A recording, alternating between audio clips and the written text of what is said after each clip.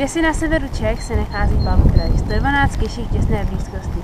Jak a proč vznikl, jsme se ptali přímo jeho autoru. Chtěli jsme do našich končin přinést něco nového. Nejdřív jsme chtěli založit webku, ale víme, jaký s tím jsou problémy. Už se těším. Tohle bude moje první nalezená webcam cache. Moc se netěš, nevidím logbook.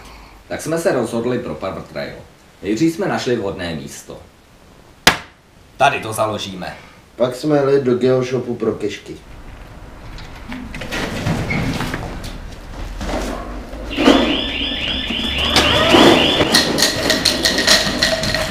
A pak jsme jeli zakládat. 160! 160! A samozřejmě jsme pak kešky poslali ke schválení. Prostě klasika.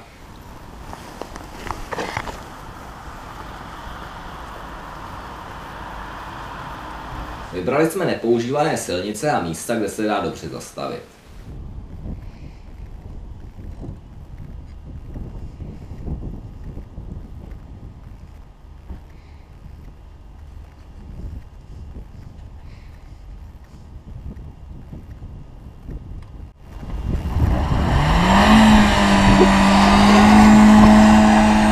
Netrvalo dlouho a trailer byl publikován. Už to píplo. Mám notifikace na Needs Archivet logy. Rejpali jsme čekali, ale přišlo i něco, co jsme nečekali. Jak se vám podařilo dát policii správný tip, že je někde ve vaší vesnici Varna Pervitinu? Naše vesnice nebyla nikdy žádným turistickým cílem. A když jsem si všimla, že tady stojí auta, zastavují za vesnici a pak na kolech jedou tady k baráku a za chvilku zase jdou zpátky, tak to bylo jasné. Tohle není výmysl, můžete si to ověřit ve zpravodajských archivech. A zpět k publikaci. FTF-kaři hned vyjeli. Jaký je hejl? Budka, 2 metry vysoko. Po FTF-kařích samozřejmě další lovci.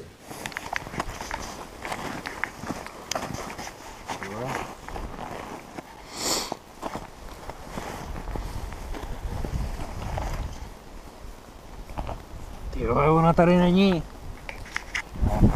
Hlavně, že to mají nejlevnější petky. Tady žádná není. A samozřejmě i my na údržbu. Ale já myslím, že jsme ji dali někam sem.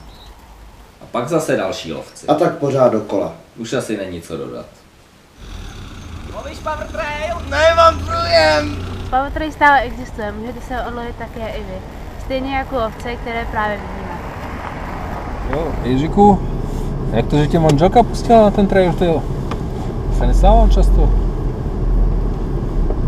No, jsem jí normálně dal do vany. Pěnu, hlavně. Pěnu, jo. Takovou tu voňavou relaxační pohodička. Tu ne, montážní. Aha. Hele, zastav 112. Poslední. Jdem pro ní. Jo. Tak počkej.